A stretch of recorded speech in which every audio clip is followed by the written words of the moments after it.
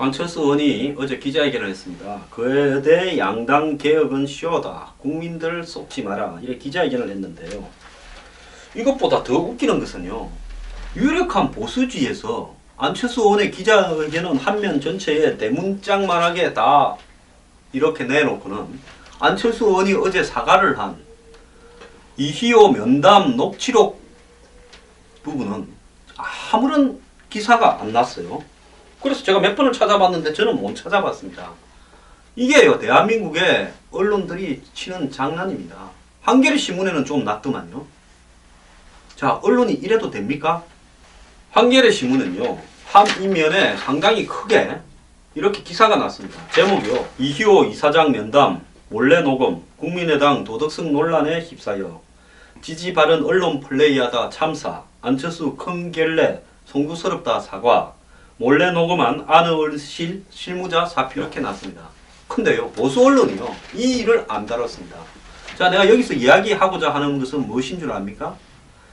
제가 안철수 의원의 국민의당은 총선 이후에 이원집정부제 개헌을 하기 위한 역할을 하게 될 당이다. 여권과 야권에서 그런 사람들이 다 모여들어서 갈 거고 총선 이후에 본격적인 정계 개편이 될 거다라고 이야기를 했습니다. 자, 지금 총선이 끝나지도 않았는데 연이틀 김무성 대표가 박근혜 대통령을 상대로 권력자라고 지칭을 했습니다. 매우 좋지 않은 뉘앙스에 사용했죠. 자, 총선이 끝나면 권력자라고 하겠습니까? 이제 그것보다 더한 소리가 나올 겁니다. 그러면서 개헌을 하고자 하는 사람들은 헤쳐 모을 건데요. 대한민국의 보수 언론, 또 대한민국의 재벌, 그리고 그 사람들의 기관 상당수는 이원집정부제 개헌을 찬성하고 있습니다. 약한 정부가 들어서기를 원하고 있는 거죠. 이러다 보니까 이 도청이 아니죠. 몰래 녹음과 관련한 문제를 하나도 이야기를 하지 않고 있습니다. 자, 전직 대통령이 자신들의 정신적 지주다. 그건 안철수 의원이 통일이나 외교 안보 노선에서 김대중 대통령을 추종하겠다고 본인의 입으로 이야기를 했습니다. 그런 생존하는 사모님을 면담하러 가서 자기 좀 도와달라고 이야기하는 장면을 상대 측의 허락을 구하지 않고, 허락해도 안 해야죠. 허락을 구하지 않고 이 몰래 녹음을 하고, 그리고 그 몰래 녹음한 사실을 월간중앙이라는 매체에 공개하고, 또 공개된 내용에 보면 이 여사라고, 언뜻 생각하면 이희호 여사니까 줄이면 이 여사 아닙니까? 이 여사라는 여자 무슨 비서가 하나 있는 모양인데요. 그 여자가 한 말을 마치 이희호 여사의 말인 것처럼 혼돈스럽게 만들어서 마치 안철수 의원에 대해서 크게 격려한 것처럼 왜곡시키고 이런 일들을 저질렀습니다. 그러면서 제일 말미에 보면요, 치료비에 돈 보태쓰라고 봉투를 드린 장면도 나와요. 사람이요, 돈 봉투 주면서 녹음하는 사람하고는 정말 두 번 상종하지 말아야 됩니다. 정치판에서요, 옛날부터 녹취하고 다니는 사람, 돈 봉투 주면서 녹음하는 사람, 이런 사람을 만나면 수명 끝난다고 되어 있습니다. 그래서 오래 정치한 사람은 어디서 만나는 줄 압니까? 못 믿을 사람들을요, 저 렉싱턴 호텔 사우나에서 빨가벗고 만나자 그럽니다. 왜? 목욕탕 안에서 옷 다 벗고 만나면요, 숨겨가 올 녹취기구가 없지 않습니까? 자, 무슨 이효 여사가요, 정권 교체에 미랄이 되겠다 그러면, 그래 미랄이 되지 마라 하겠습니까? 당신은 미랄 자격도 없다 이러겠습니까? 뭐 꼭 그렇게 하세요. 그 말을 가지고 그렇게 해서 더민주당 친노 문재인과 경쟁해서 호남 민심을 잡는다고 쫓아다니는 이 형태가 현실적으로 호남 광주의 민심을 잡아야 야권이 성공한다, 그 더 잡는 야당이 이긴다라는 현실론적인 부분은 이해를 합니다. 근데 그런 현실론까지 도외시하면서 원론적이고 도덕적인 이야기 하자는 건 아니에요. 그렇지만은 남들이 봐서 일반적인 국민의 보편적인 정서에 그럴싸하게 이야기를 해야 되는 거 아닙니까? 광주에 사는 분들은 건노갑이 그 당으로 가고, 박지원이 만약에 그 당으로 가고, 이호 여사가 좋은 말하면 무조건 표 찍어줍니까? 광주 사람들을, 전남 사람들을, 전북 사람들을 핫바지로 여깁니까? 그건 아니지 않습니까?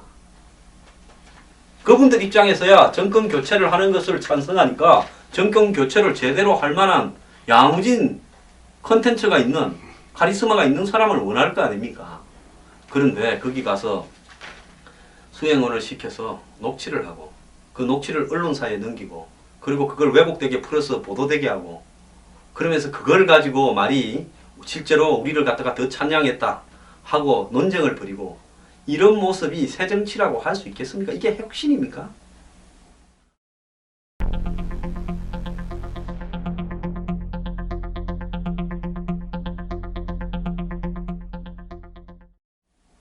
자, 수행원이요. 허락을 안 했는데 독대하는 자리에 녹취를 했다?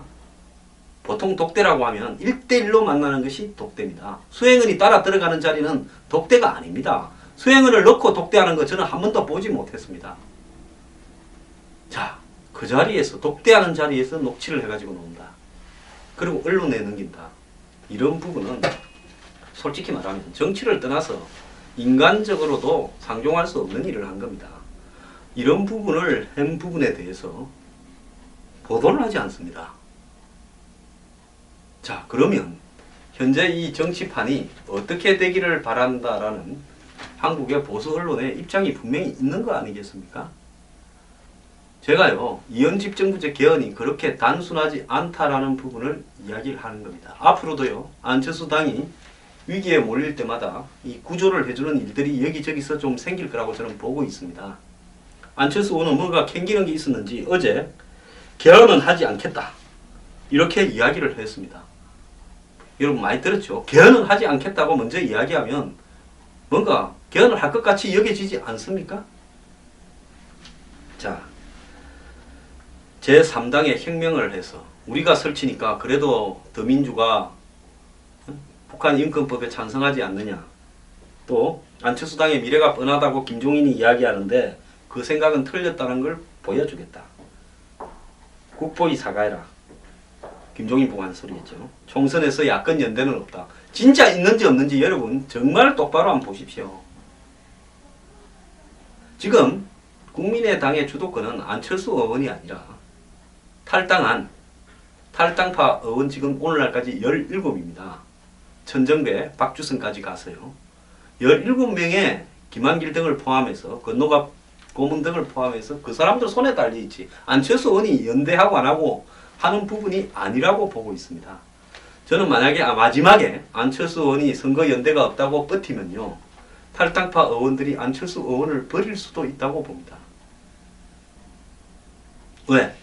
자기들은 그 당에서 공천을 받아서 출마해서 국회의원 배지를 다시 달라고 탈당했지 무슨 제3정당을 만들겠다고 거대한 국민적 사명감에서 양당 구조에 질려서 탈당했겠습니까? 공천이 안정적이고 당선이 안정적이었으면 아무도 탈당 안 했을 거라고 저는 봅니다. 그렇기 때문에 이 부분과 관련해서 지금 안철수 의원은 내부의 권력 투쟁에서 국민의당에는 크게 세 가지가 있다고 봅니다. 동교동 호남, 김한길 비주류, 또 안철수 의원과 그 척근, 그리고 구여권. 그런데 이 동교동 호남, 건노갑 고문 이런 분들이 김한길 의원 이런 분들이 보통 프로가 아닙니다. 주도권을 절대로 넘겨주지 않겠다면서 최근에 완전히 주도권을 장악하려고 시도했고 그 결과가 천정배, 박주선이 매일 한 명씩 입당하는 결과입니다. 자, 이 꼴도 얼마나 웃깁니까?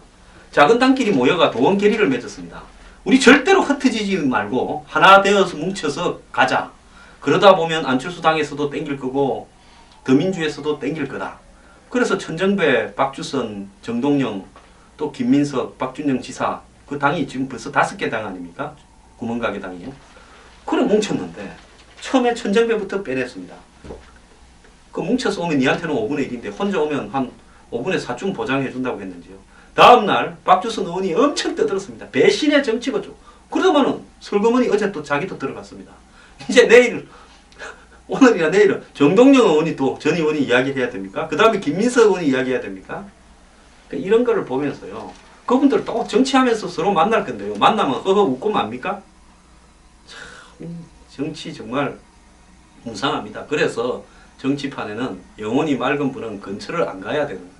저도 영혼이 별로 크게 맑다고는 안 보지만 근처를 안 가는 게 좀 낫지 않은가 이렇게 보고 있습니다.